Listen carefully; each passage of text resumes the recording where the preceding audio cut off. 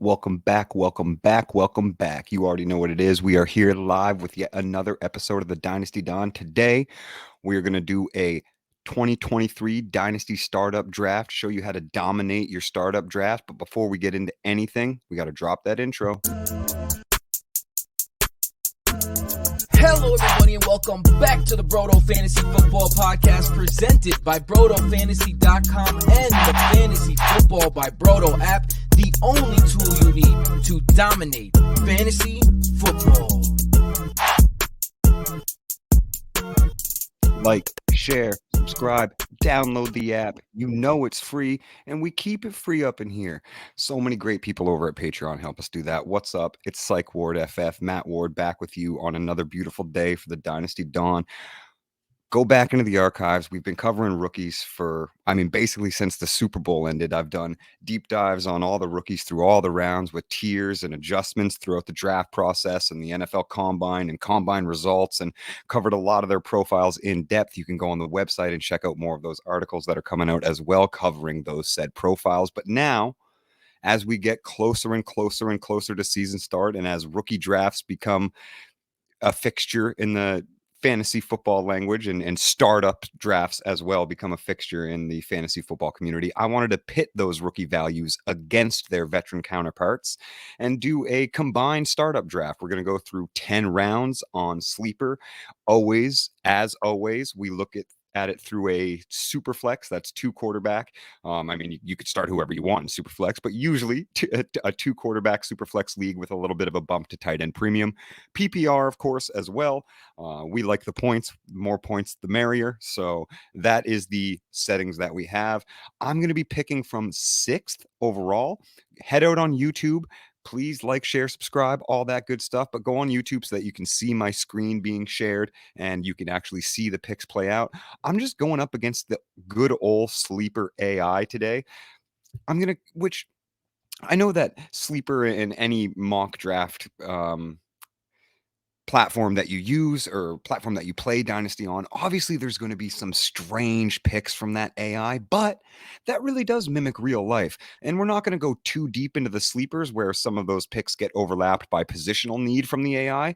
But we are going to go through the first 10 rounds, and I'm sitting at pick 6, so we can kind of react to both ends. We don't have a time limit on this. We'll go through them pretty quickly, obviously sharing my picks, my strategies throughout it. We're not going to play with trades, but I will mention some tiers wherein you could assume a trade back or even a trade up at the top end of some more valuable tiers. But before we get too far, I just wanted to talk about some of these rookies as well, and kind of how they get valued in these startup drafts. You're going to see rookies be overvalued. Rookie fever is very much a real thing. And until people see them play on the field and see how their actual career production and range of outcomes are going to play out, is almost all of these rookies are assumed at their absolute ceiling of value or their ceiling of production. Now, obviously, some value gains to be had should some later round outliers hit. But with that said, for the most part, nobody's thinking negatively about these rookies. Everybody is assuming that these guys are going to reach their top range of outcomes, even if they were selected in later rounds. So you're going to see in ADPs in these mock drafts, rookies probably be selected a little higher than they should. But with that said, let's hop right into it. Let's get this draft started and see where the AI takes us from the 1-1.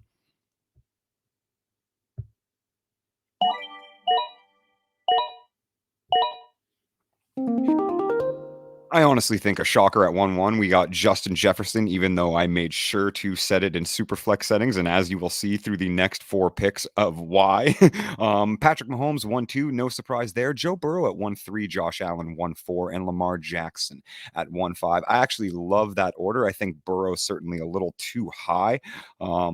Maybe the AI is anticipating a T. Higgins stack at 210 there.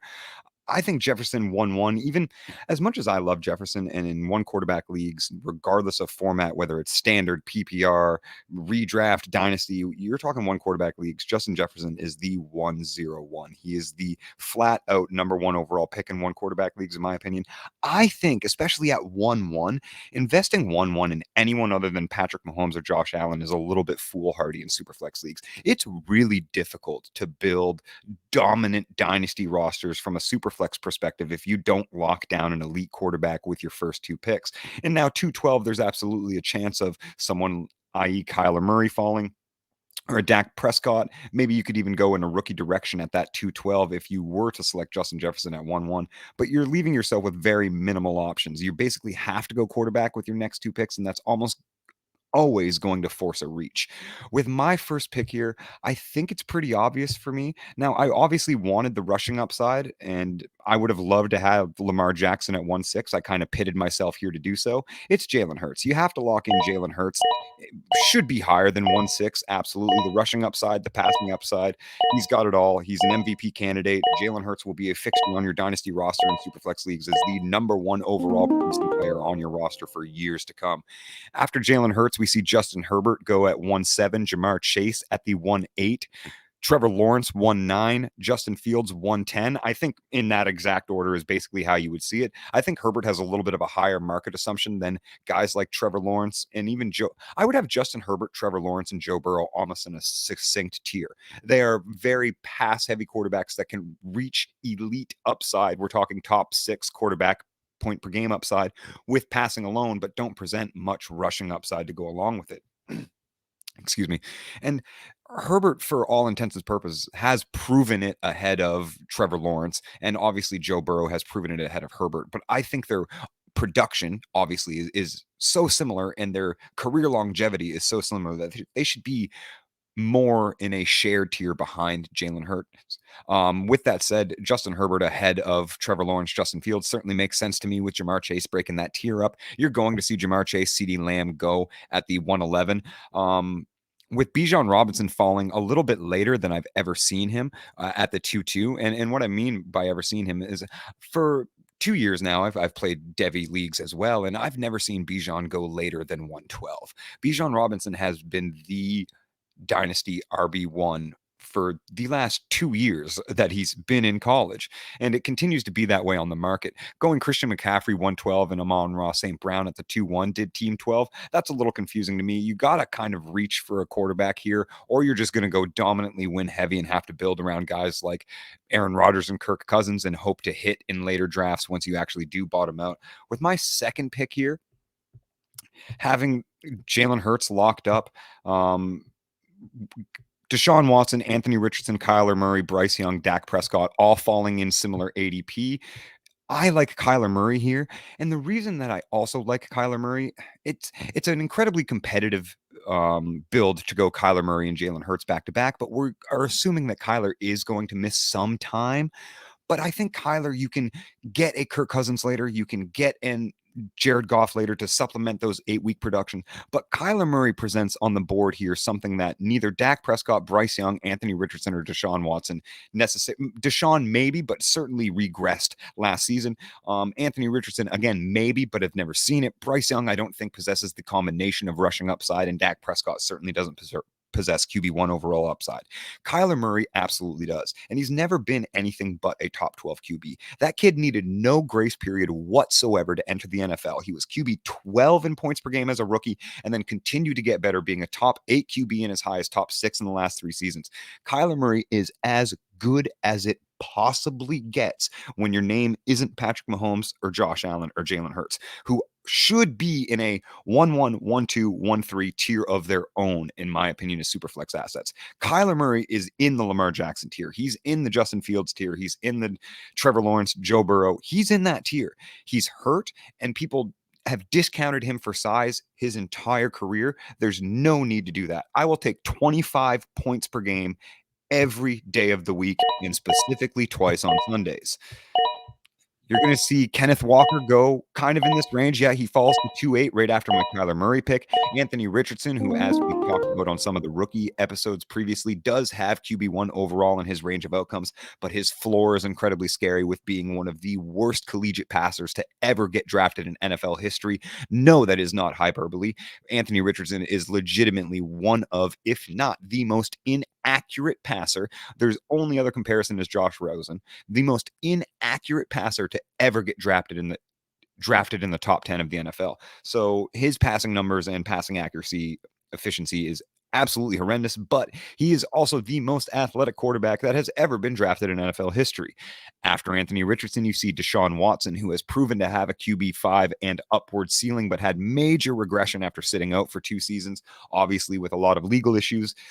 He's going 210. Tyreek Hill 211. That team 2 hilariously has Patrick Mahomes, Tyreek Hill, and Travis Kelce as their first 3 picks. Now that would be the super stack if they were still in Kansas City, but team 1 going Garrett Wilson, having Justin Jefferson and Garrett Wilson. I mean, I absolutely love that on paper, but Dak Prescott as QB1 and probably some potentially weaker options coming back at QB3. Team 1 might be actually in a very good position. I might have spoken too quickly. If they land that QB at 3-1, I think there's very high potential that you could actually build a team with 2 top 5 dynasty wide receivers, both in value and production, and then get undervalued or middling or aging out quarterbacks that can supplement QB1 production in your super flex spots.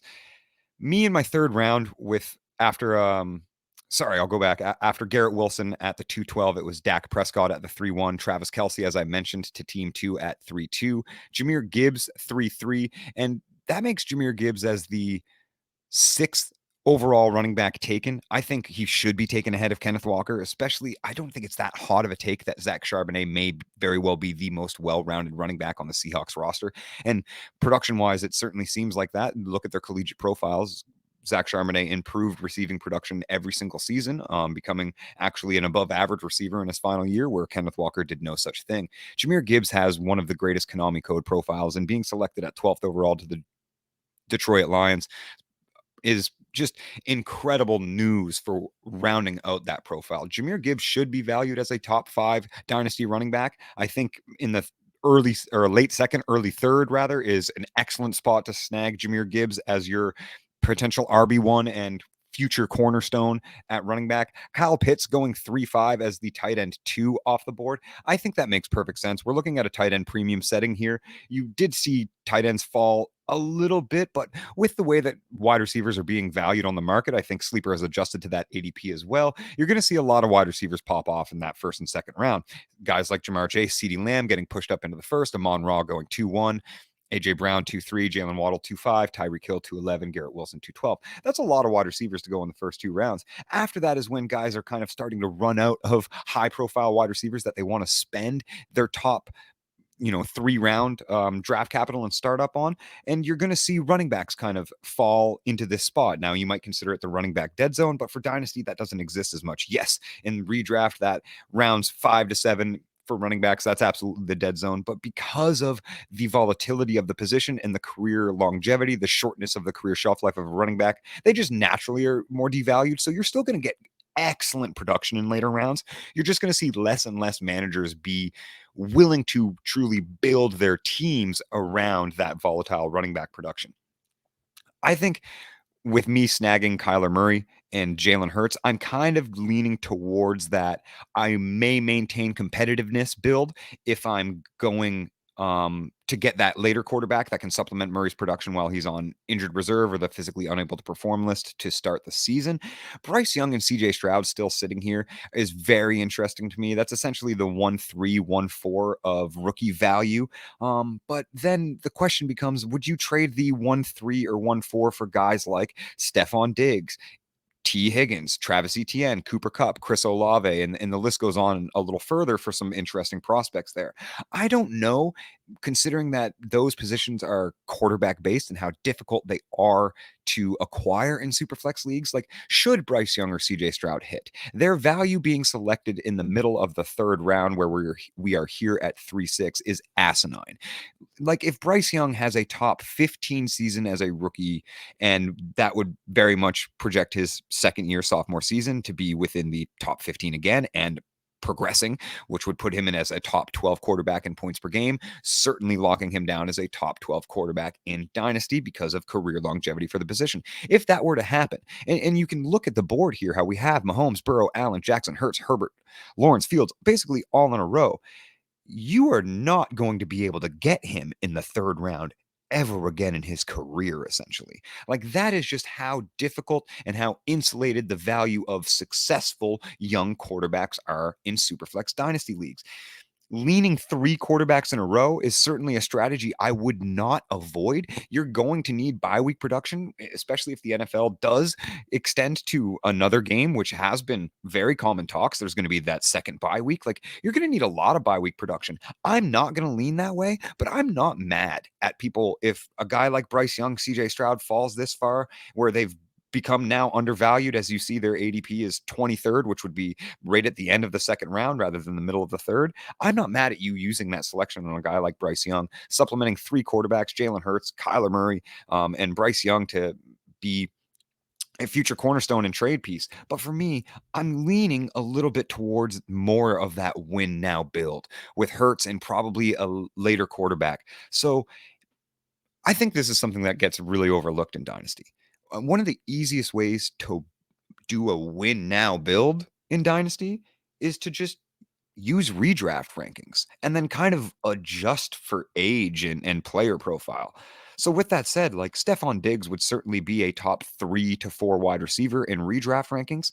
I think Stephon Diggs also still has at least 2 years of that production ahead of him. I would value him higher than T. Higgins in a win now build. I would value him less than Chris Olave overall, but just by one position. I will mention that in my rankings, that I would have Olave around wide receiver 11 and Stephon Diggs wide receiver 12 overall. I'm going to lean Stephon Diggs. I think he's going to have more points per game than Chris Olave and is going to really help cement and build the foundation of this win now build with Jalen Hurts and Kyler Murray.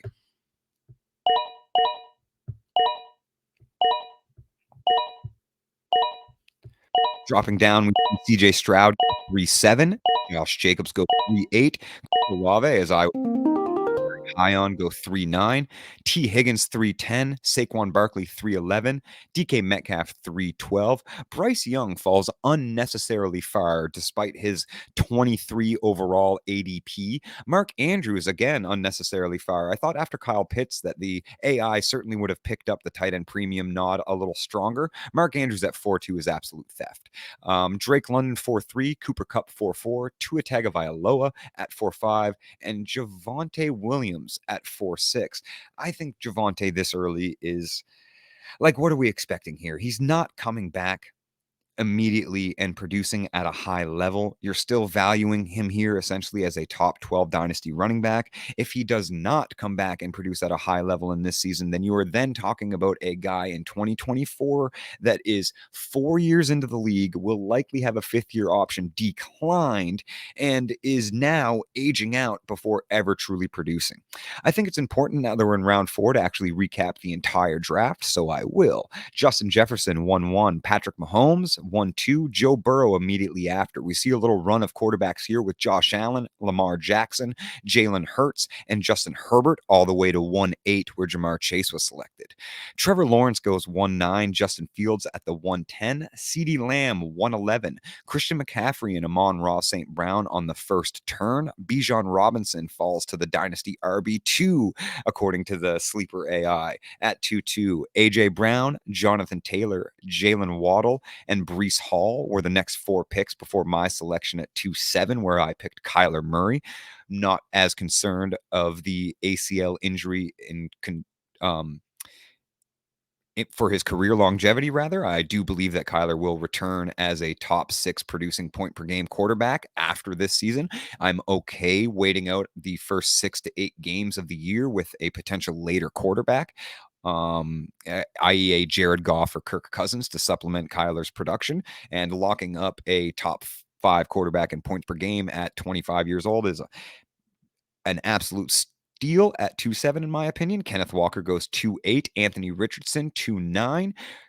Team 4 selecting Josh Allen, Anthony Richardson back-to-back. Not a bad start there. Deshaun Watson 2.10. Tyreek Hill 2.11 going to the team that selected and was gifted Patrick Mahomes at 1.2. Garrett Wilson 2.12 to the team that selected Justin Jefferson 1.1, who then turned around and finally got their quarterback in Dak Prescott. Travis Kelce goes 3.2. Jahmyr Gibbs, a little undervalued in my opinion, at 3.3. Austin Eckler 3.4. That's great RB1 production, but you're going to have a short window, so that is leaning you towards a win now build should you go that way. Kyle Pitts at the 3.5. Stephon Diggs 3.6. My selection for a win now build, citing a redraft focused strategy, as many of my smarter friends on Twitter have leaned into as of late to overwhelm the Dynasty community. CJ Stroud at 3.7. Josh Jacobs 3.8. Chris Olave 3.9. Again, a little bit of an undervalued pick in my opinion. I think Chris Olave is much closer to Garrett Wilson than the market or this AI suggests. T. Higgins at 3.10. Saquon Barkley 3.11. Going Bijan Robinson and Saquon Barkley back to back without selecting a quarterback at all is team 11. DK Metcalf 3.12. Bryce Young becomes Team 12's first quarterback selected after going Christian McCaffrey, Amon-Ra, and DK Metcalf in their first 3 picks. Mark Andrews at 4.2, still Team 11 with no QB. Drake London 4.3. Cooper Kupp 4.4. Tua Tagovailoa at 4.5. Javonte Williams at 4.6, which I believe at any level, regardless of your build, is still a little bit too early. And now my selection is up at the 4.7, knowing that we are now going win now, and we're going to go with a little bit of a redraft focus. I think there's a pretty obvious pick here from my perspective. If you are watching at home, you may be able to see who I'm referring to already. We have Jackson Smith and Jigba, Travis Etienne, Devontae Adams, and Devontae Smith rounding out the top 4 in Sleeper's ADP, with TJ Hawkinson right there, Ramondre Stevenson, and DeAndre Swift. I think there is a player here that both meets my need for a wide receiver 2, but also has more career longevity and has still yet to meet his ceiling of points per game, and that is Devontae Smith. I'm going to smash Devontae Smith here. I'm going to get wide receiver 2 production nearly guaranteed, with wide receiver 1 weekly upside from a guy that is only 3 years into the league, has a career arc of wide receiver 1 overall at several points in junctures throughout his career. I think Devontae Smith is a smash pick. You may lean Devontae Adams. I'm not as high on Devontae. I do think that production is going to start to come back a little bit. I do think that Jimmy Garoppolo is a downgrade at quarterback from Derek Carr. I'd lean Devontae over Jackson Smith and Jigba easily, and this is where you can see Jackson Smith and Jigba being at 38 overall and Devontae Smith being at 44 overall, where that rookie fever is getting a little hot. Devontae Smith has proven nothing but being an absolute stud at the NFL level, producing ahead of another alpha on several occasions and in owning a target share ahead of A.J. Brown for the last 8 weeks of the 2022 season. I think Devontae Smith is the selection here, and that's what we're going to do.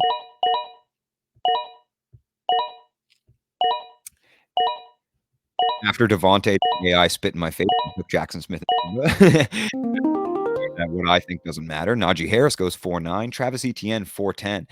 Christian Watson 4.11. TJ Hawkinson 4.12. I think that's an excellent pick, especially leaning towards that tight end premium narrative. TJ Hawkinson was certainly somebody that I would have had at the top of my board, with that Devontae Smith selection being the guy that I favored. I think Hawkinson is kind of the last of the tier. Mark Andrews going way too late at 4.2, but in that 4th round, like after round 4, in my opinion, you can get hot for Darren Waller and George Kittle, pause, if you want to, but they're really not guys that I want to invest this 5th, 6th, even, I mean, yeah, 7, sure. Okay. I'll acquiesce there. But the 5th and 6th, though, those top 6 starters, I'm not sure that I want Darren Waller or George Kittle to be one of them. So now with this build in mind, where I've gone with my 2 staple quarterbacks, Stephon Diggs and Devontae Smith, to round out my wide receiver room with wide receiver 1 production for 2 years, wide receiver 2 with wide receiver 1 upside for a decade. I feel pretty good about the wide receivers here. I'm always going to lean wide receiver and go wide receiver heavy. In the middle of the 4th, we're looking at guys like Trey Lance, Quentin Johnson, Tony Pollard, Derrick Henry, Michael Pittman, Jordan Addison, Jameson Williams, Dameon Pierce are the players that top out Sleeper's current ADP. I'm going to stay pretty close to the vest. I'm going to look at some wide receivers. I'm going to think about probably leaning that Addison route, somebody that I'm very high on. I think Chris Godwin is very undervalued as well, but he might be able to fall back. This also isn't a bad time to think about attacking that running back position in a win now build. You have guys like Tony Pollard, Derrick Henry, Joe Mixon, even Dalvin Cook, who should give you some decent, at least top 15 point per game production. But after that running back well dried out a little bit, and obviously I have cemented that I'm not going to spend high capital on a quarterback, kind of wait for that veteran quarterback to supplement the Murray production. I think we have to lean wide receiver again. And although Addison doesn't necessarily fit the immediate production, he's certainly going to be the wide receiver 2 in Minnesota. He's going to be the number 2 target earner behind Justin Jefferson, probably falling directly in line with the 20% target share that TJ Hawkinson currently owns and the one that Adam Thielen vacated. No, we don't believe in vacated targets, but I am saying that Jordan Addison is more than capable of earning the target share that Adam Thielen left behind. He's going to produce at a very high level throughout his career. I think certainly above wide receiver 3 numbers. It's going to be hard for me to pass on guys like Jordan Addison in this position, who I obviously, as many times if I've said it, will continue to say I favor well ahead of Quentin Johnson in all formats. So I'm wide receiver 3, going a little bit wide receiver heavy. It's important as well that in these and when you're for a win now, you should start looking to supplement future value insulation. So going wide receiver, kind of avoiding the running back position, getting guys a little bit later that will give you spike weeks, and kind of filling your roster out with a bunch of RB2s and RB3s is a very positive way to churn assets into draft picks and keep a solid core of wide receivers and quarterbacks, which, as we've seen over the past years as wide receivers get more valued on the market because of their career longevity, are quite difficult to acquire. We're looking at guys taking Justin Jefferson 1-1. But yeah, like it's not ever going to be easy to acquire stud wide receivers or acquire stud quarterbacks. Getting them in the draft is as cheap as you're ever going to get them. And because we don't have trades available to us right now against the AI, I feel pretty good about locking up at least one of these first round rookie wide receivers. We saw Michael Pittman and Tony Pollard go immediately after my Jordan Addison selection here. Quentin Johnson at 5'9", Trey Lance at 5'10". We have Derrick Henry at the 5'11", DJ Moore 5'12". Jameson Williams. Yes, so many J. Williams. Jameson Williams, the wide receiver of Detroit, goes 6'1". Jerry Jeudy 6'2". George Kittle 6'3". Dameon Pierce 6'4". Chris Godwin 6'5". Dallas Goedert 6'6". And this is kind of what I mean, where I don't really feel super comfortable about this 6 and 7 round tight end spot. Kittle, Goddard, Waller probably about to go soon. We know that those guys are going to produce top 12 numbers, but we also know that the gap between 12 and 6 is incredibly minimal, but the gap between 6 and 1 is massive. So if you're really not getting the elite asset in Travis Kelce, Mark Andrews, obviously Hawkinson finishing with career best numbers last season, or at least the incredible value insulation that Kyle Pitts brings, where he will never be valued anywhere below tight end 3, regardless of how bad he fails in his career, then I think it's okay to wait for that production. I like a guy like Greg Dulcich a little later, who is a younger tight end that produced at a very high level, who has great peripherals. But with that said, let's get into this next pick. We're at 6-7 here. 6-7, my next pick with those wide receivers that we were looking at. We're going to look back at the running backs. We still have Joe Mixon, Dalvin Cook, Rachaad White, Cam Akers, Aaron Jones. QBs, you're looking at Daniel Jones, Kirk Cousins, Kenny Pickett, Russell Wilson, Jared Goff, before there's a pretty significant ADP drop-off. And overall, it's Pickens, Flowers, Mixon, Treylon Burks, Daniel Jones, Kirk Cousins. This might be where I would think of taking a Kirk Cousins for that Kyler production. It is still a little too rich for my blood when I see guys around that I really like. Obviously, I really like a Rachaad White. I liked Rachaad a lot last year. Hopefully, you tuned into some of those episodes. Go back into the archives, check out the 2022 rookie rankings. We were very high on Rachaad White as a long play, a guy that you could take in the middle of the second rounds, even early in the second rounds of your 2022 drafts, that was going to play out after Fournette left. I think Rachaad White is my favorite running back in this chunk of players in that, late 6th round. You're looking at a guy that Tampa Bay didn't really add anybody. They have Baker Mayfield at quarterback. Rachaad White is a very capable rusher. He's also a very capable receiver. Had a phenomenal receiving profile at Arizona State and in JUCO, and is a great plus rusher with plus athleticism.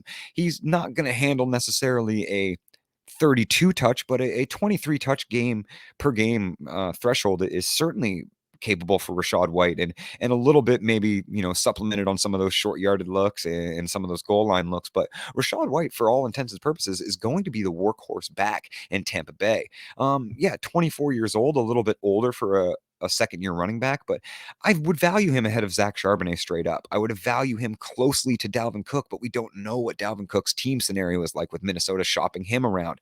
J.K. Dobbins still looked like a completely different player after that knee injury and doesn't present much receiving upside. Joe Mixon as well, facing multiple suspensions and things of that nature. Unsure if he's even going to be a fixture in the high-powered Cincinnati offense. Rachaad White probably would be viewed as a little bit of a reach here, but my win now build with my wide receiver room basically covered for multiple years with immediate wide receiver 1 production, wide receiver 2 production to follow with upside from Addison and Smith and value upside from both of them.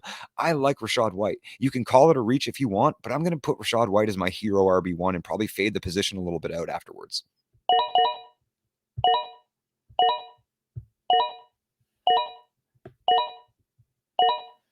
There's the Kirk Cousins pick. He happened to go at 7-1, which was, hopefully I was up and there. My first snipe, the first AI snipe of the draft. That would have been my 7th round pick, obviously, as we had mentioned in the previous round breakdown. Let's get there. Let's get there. We got Rachaad White at 6'7" was my hero RB1. Let's build a little bit of insulation and hope he hits with his 3-down workload in Tampa Bay. After my Rachaad White selection, we saw Team 5 go with Zay Flowers. Joe Mixon goes 6'9" after Zay Flowers. George Pickens 6'10". J.K. Dobbins at the 6'11". Terry McLaurin slid up a little bit for the AI, jumping his ADP by quite a bit and going 6'12". I really like that selection. And actually, I'm going to go back and say that Team 1's AI has been phenomenal, even though I questioned their Justin Jefferson pick. Let me break down what Team 1 has done so far. Speaking of win now builds, this is actually a very, very intriguing build. We have Justin Jefferson at 1-1, the most valuable skill player in that is not a quarterback in all of Dynasty. Garrett Wilson at the 212, a top 5 valued wide receiver that just got Aaron Rodgers. They got Dak Prescott at 3-1, locked in, bona fide, top 8 QB, guaranteed top 10 QB point per game production. TJ Hawkinson at the 412, who broke out as the tight end 2 overall last season, actually gave up game-changing points per game production. They went with Nick Chubb at RB, which would be their RB1 at 5-1, made Terry McLaurin their RB3 or wide receiver 3 rather at 6'12", who's probably going to give you top 20 production, as will Garrett Wilson and Justin Jefferson, and then rounds out with a guy that has never been anything but a top 12 quarterback in points per game, despite continuously being valued outside of the top 16, and that is Kirk Cousins. Kirk Cousins has literally played only one season in the NFL as a starter where he was not top 12 in points per game. I don't know why. It's incredible to me. Like, I don't like Kirk Cousins either, but I certainly like him as QB 18 value. Like, I love him as QB 18 value because he's going to give me QB 12 points per game. He might be boring, and I probably can't get QB 18 value in return for him either at any point, and certainly declining the longer his career goes on. But that is an incredible strategy. I question Team 1, but being able to get Kirk Cousins at your QB2 at 7-1, a guy that will give you, stacked with Jefferson, will give you top 12 point per game threshold. That's an incredible build in a Superflex league. We saw Dalvin Cook go 7-2, certainly a drop off. Obviously, that questionable roster scenario with Minnesota is giving him a rightful undervaluing. Treylon Burks, we saw go 7-3. Jahan Dotson, who I would absolutely value ahead of Treylon Burks and George Pickens for that matter, go 7-4. Jared Goff, which would have been my selection to fill in those Kyler Murray games, at 7-5. Now I feel a little bit more comfortable with my hero running back position. I really like having a guy like Rachaad White, who I project having a 3-down workload, who also is young enough to have a little bit of a value boost on the market should that production come with the workload that I am predicting. I think that's a great pick for me. Again, consensus can bite dust. I love Richie White's shoes. We're going to go back into the wide receiver well here, and it's going to be impossible for me to ignore two of my favorite players at the position from a dynasty perspective, from a PPR perspective. Two incredibly undervalued wide receivers. You're seeing both of them go outside of the top 20 wide receivers selected in all formats. Brandon Ayuk, pardon me, and Marquise Hollywood Brown. The win now build, the Kyler Murray stack, it's impossible to avoid. You know I'm leaning into Hollywood, but make no mistake, Brandon Ayuk is an absolute stud of a receiver. The system has certainly held him back a little bit, but he's still produced alongside of it and despite of it. Brandon Ayuk is going to be around the NFL and catching footballs and being an elite receiver for a very long time. People can ignore that all they want, but eventually it will be too late. My win now build with the Kyler stack, I'm going to lean Marquise Brown. I know that DeAndre Hopkins is sticking around or supposedly sticking around. We'll see once the season actually starts. But the undervaluing of Marquise Brown is nothing short of ludicrous. Every single season, except for his rookie season, every single season of his football career, that's including college when he played with CeeDee Lamb and Mark Andrews on the same field where Kyler happened to be the quarterback as well, he's led his team in targets and receiving production when healthy. And he did so in Arizona when healthy.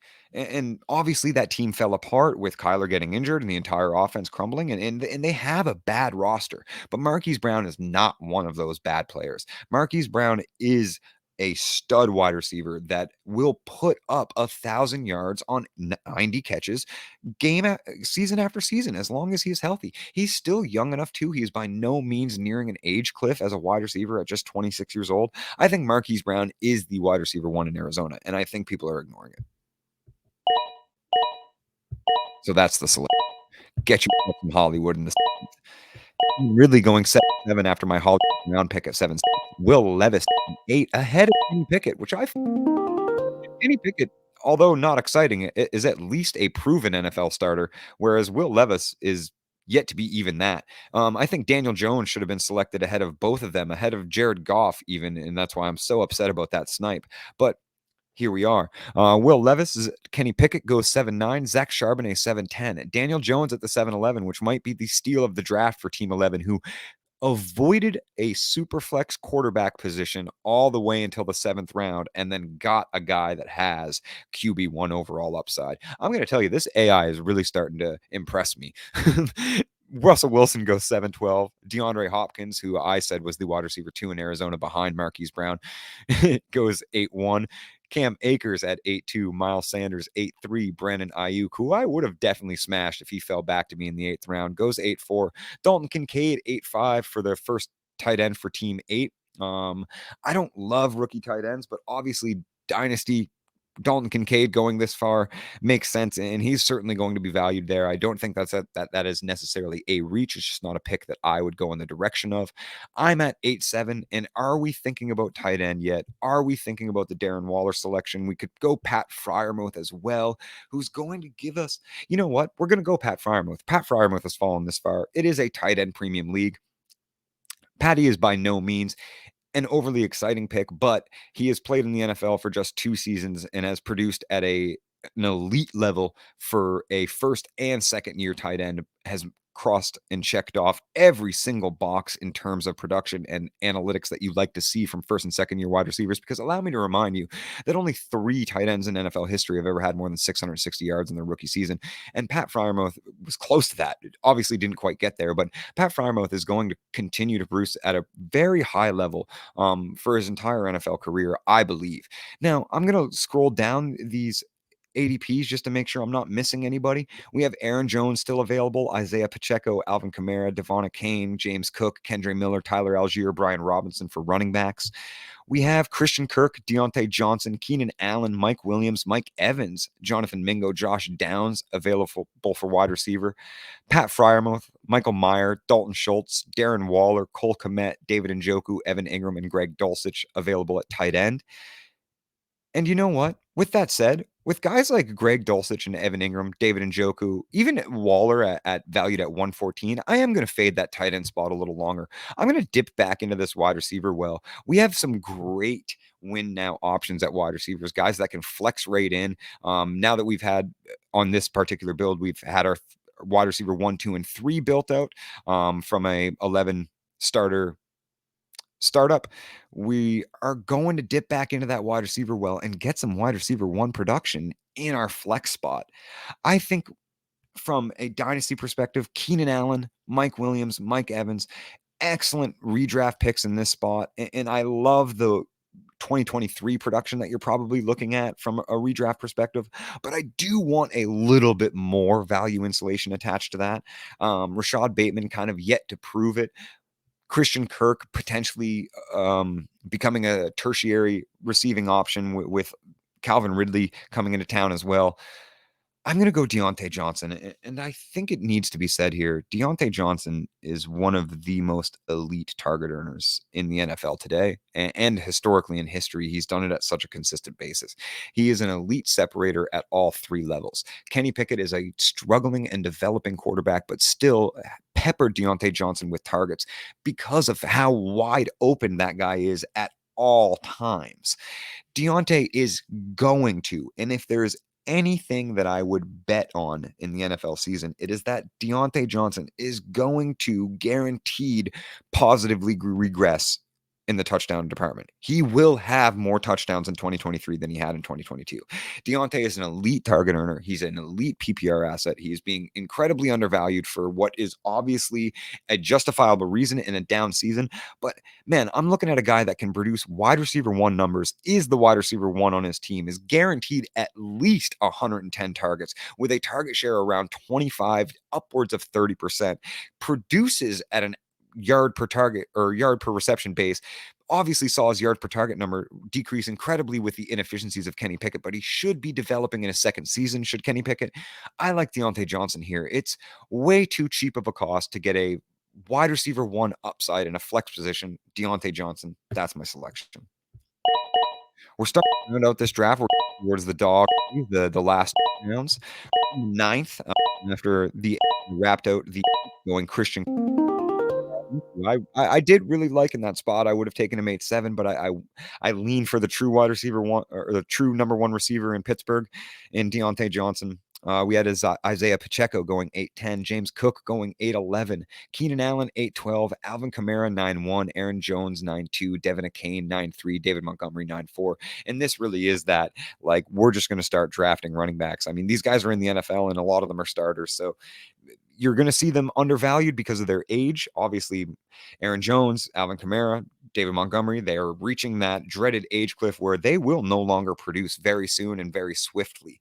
With that said, this late in your startup drafts, you're going to see a lot of those guys go in this spot. And I'm not mad at their value here. You're going to get points per production and points per game above the pick selection, but you are never going to get market return value above the production that they give you. Meaning, it doesn't matter really. Aaron Jones could be the RB1 overall in 2023. He could have the most points per game of any running back in 2023. You will not be able to get a market value top 6 running back for him in a trade. You just won't. It doesn't matter. He's too old towards his career. He's shown some regression in some spots while maintaining great efficiency, but that's just how the market works. So you're going to see these guys fall in that, 8th round, 9th round, and they're going to start going quickly. And if you're looking again, like the strategy that I played into and kind of mentioned with Deontay Johnson, if you're looking in that direction where you're in a win now build, you've got your quarterback locked in where you don't need to reach for that quarterback. You've got 2 to 3 wide receivers locked in that are looking like bona fide guaranteed, not top 36, but top 24 point per game producers.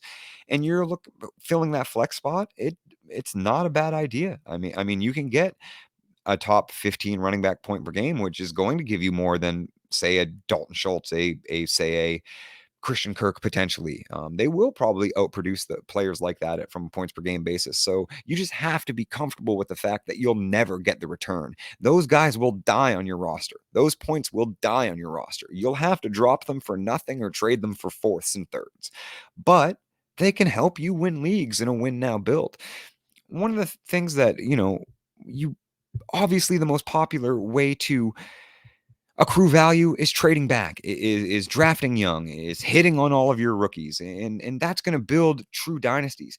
But everybody's trying to do that. Everybody wants the youngest players. Everybody's going to reach for value. People are going to get rookie fever. So building a win now build in year one without trading away picks, without trading away future value, just taking the production that falls and accepting that once you lose those players, the value of the picks that you did not trade away will now lead to you having successful rookie drafts and higher rookie picks as your team naturally bottoms out.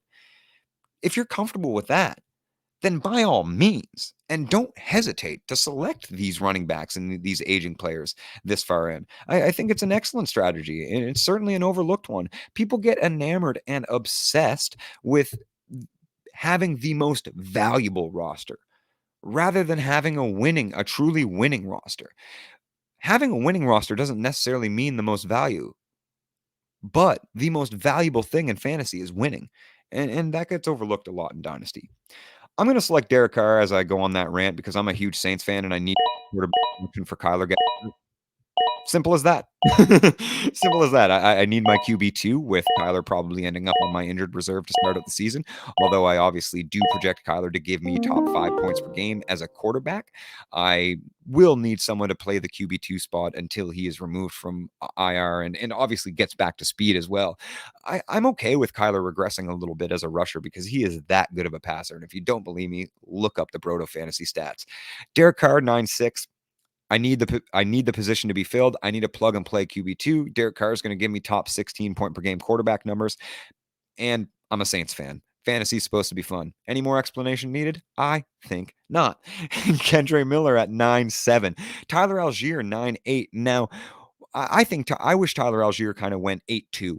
To the team at 111 that landed Bijan 2-2. And the reason that I say that is, for me, there is Tank Bigsby to Travis Etienne is one of them. You could say, I guess, a good example would have been a Tony Pollard to a Ezekiel Elliott in previous years. But there are very few high upside handcuffs that also possess youth and a proven track record of either elite collegiate production, i.e., the Tank Bigsby I mentioned, or very good NFL production. Like Tyler Algier rushed for 4.9 yards per carry and had over 1,000 yards as a rookie, and he wasn't even the starter. Like he wasn't even the starting running back. So he can produce in an Arthur Smith offense that wants to run the ball 45 times a game. And they're going to need multiple running backs in an offense that wants to run the ball 45 times a game. If you're drafting Bijan Robinson, and I know that there is a strategy to not rostering your own handcuffs, but a plug and play guy like Tyler Algier that is guaranteed 30 touches a game should anything happen to poor Bijan is honestly way overlooked in startups and way overlooked as an asset in Dynasty. Now, Tyler Algier obviously is not going to be a standalone guy that you're going to have in your flex like a Tony Pollard when Zeke was still on the roster. Like you could flex Tony Pollard every single week, even though Zeke was the starter. Tyler Algier is necessarily not going to have that level of upside, but he has handcuff upside like almost no other handcuff. And that is just a guaranteed, unquestioned path to insane volume should anything happen to the starter. After Tyler Algier at 9'8", you see Michael Mayer go 9'9". I think that's a fair spot for Michael Mayer. He should be valued past guys like Pat Fryermuth and Dalton Kincaid, and as you will see in rookie drafts as well, that's a fair spot. Mike Williams, 9'10", Geno Smith, 9'11", who had an incredible career rejuvenation. For Team 11 to land Daniel Jones and Geno Smith, I mean, I kind of actually really like that build. Those are two guys that are going to give you top 15 numbers likely. I don't see Geno Smith necessarily regressing now that they've added more receivers and improved the O-line and have a great pass blocking running back in Zach Charbonnet, an incredible slot receiver in Jackson Smith and Jigba. I don't see Geno Smith necessarily regressing as long as that offense continues to click and stays healthy. Rashad Bateman at 9'12", Cole Kmet at 10'1", which is a pick I absolutely hate. I'm sorry, Mike. I'll finally admit it, Mike. You win. Cole Kmet is a bust. Mike Evans at 10'2", Brian Robinson 10'3", no need for that selection. Jonathan Mingo 10'4", no need for that selection. Marvin Mims 10'5". I like Mims. I like Mims ahead of Mingo. Mims is actually probably my first. No, Josh Downs.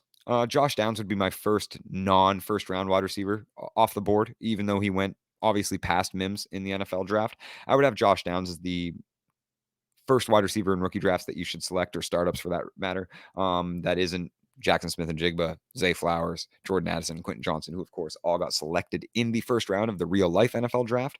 But Marvin Mims is in the same breath as Josh Downs for me. I'm not a fan of Jonathan Mingham, not a fan of guys like Jaden Reed, Rasheed Rice. These aren't guys that I'm looking to invest into. With that said, we obviously have Josh Downs still available. Josh Downs actually rides out the top of the ADP, but this is my last pick. This is our last pick in our 10 round Dynasty Superflex startup, where we are building a dominating team and teaching you guys how to dominate your drafts. And one of those things that we've been driving home is kind of build with a redraft mindset. If you want to dominate year one and year two, build with a redraft mindset and adjust for youth value. It is quite simple, and it's also incredibly overlooked. You want to build to trade back as well, as obviously we didn't highlight in a draft that we didn't allow trades in this particular mock, but you build the trade back, but trade back on every single tier that you can. If you see 6 guys in a tier and you value them the same, trade back 5 picks and add a second. Every single time. Do it every single time that you can. That is how you accrue incredible value in a dynasty startup. But build to win now. You can build to win now and also build to accrue value. It is not impossible. The trick to that is not being afraid to draft players that simply produce. Like, how long has guys like Stephon Diggs been valued outside of the top 10 wide receivers in Dynasty? We're talking about it roughly 2 to 3 seasons now. And for 2 more seasons, he's probably going to produce inside of the top 12 points per game of wide receivers in Dynasty. But you can get him in the 3rd and 4th rounds. So, like, don't be afraid just because these guys are 28, 29 years old. They're going to produce. You're not going to get the same return on the market should they hit like a younger guy that people are reaching for. But while people wait for production and wait for value to increase, you're going to be collecting championships. So with our last pick, and you may call it a positional need, a positional grab here, and certainly it is one, but I love Darren Waller on the Giants. The Giants do not have a wide receiver one. Our tight end position and our team looks, I mean, I kind of like it, but the Giants do not have a wide receiver one. I think Darren Waller is going to have a little bit of a career resurgence as he saw some regression over the past 2 seasons due to injury and some coaching changes and just some decline in the Raiders offense in general. I like Darren Waller a lot on the Giants. I love him as a tight end one in Dynasty. I still think you're looking at 2 to 3 seasons of Darren Waller overproducing his current cost and current value, obviously increasing that value into next season should he produce that way, as I am predicting.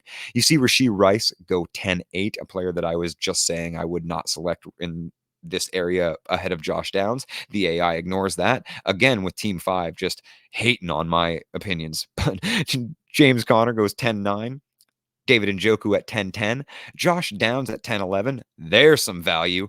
And Gabe Davis 10-12. So we're not going to go through every team and every pick, but I will wrap up my team at 1-6 as we've reacted to both sides of the draft and both turns with every selection. I went with Jalen Hurts at 1-6, Kyler Murray 2-7, Stephon Diggs 3-6, Devontae Smith 4-7, Jordan Addison 5-6, Rashad White, my hero RB in a hero RB win now build at 6-7. Marquise Brown, who I just couldn't avoid my favorite, one of my favorite players here at 7-6. Deontay Johnson at 8-7. Again, a homer pick with Derek Carr at 9-6 and Darren Waller at 10-7.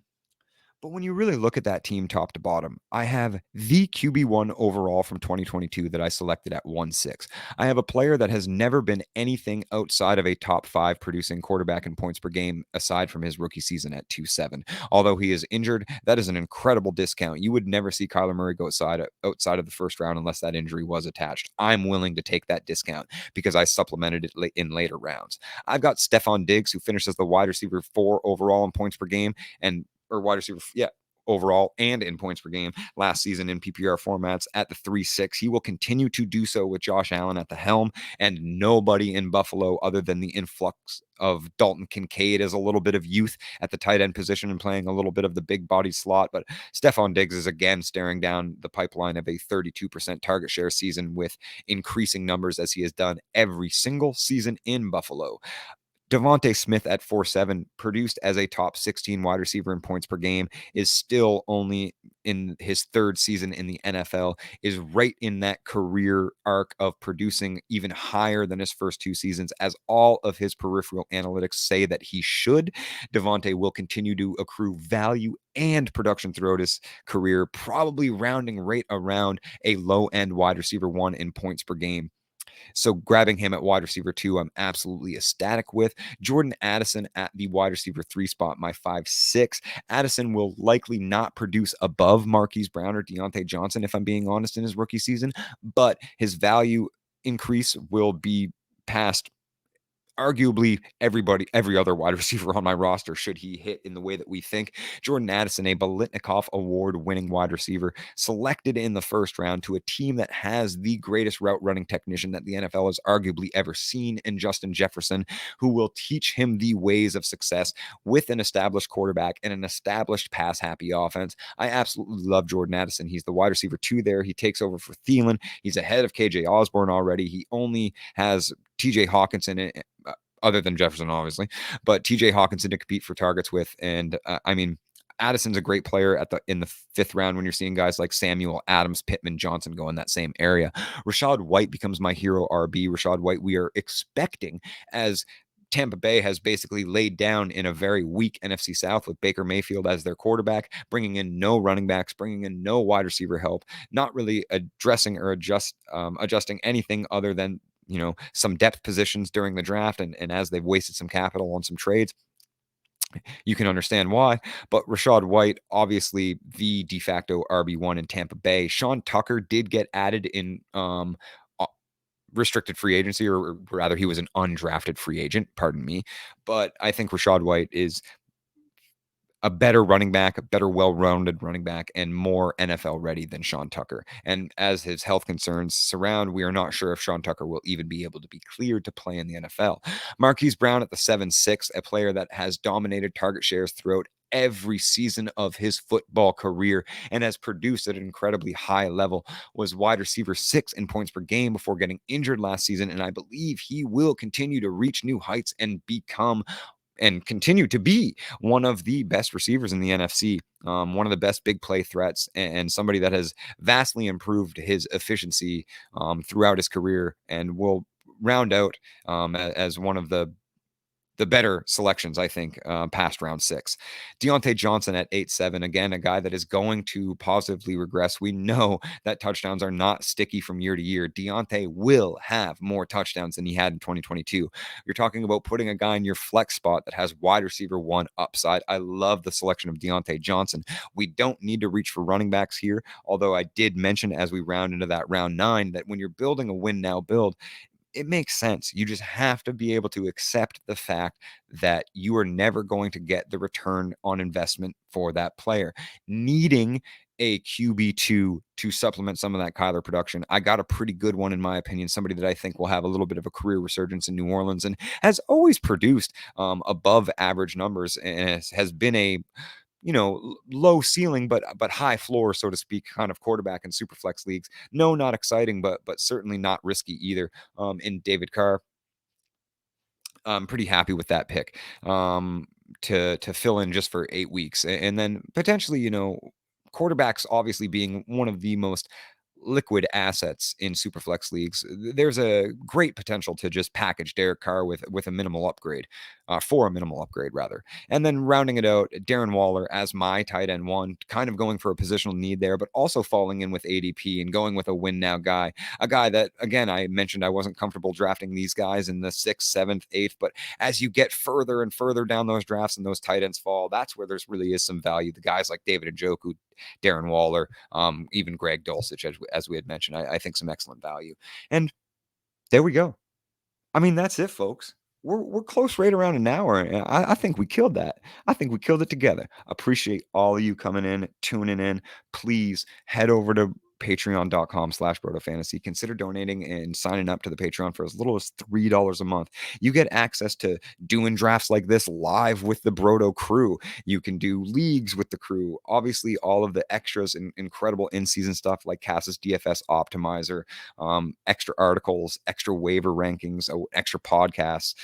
We're always doing amazing things in the Discord too, which of course the Patreon gives you access to.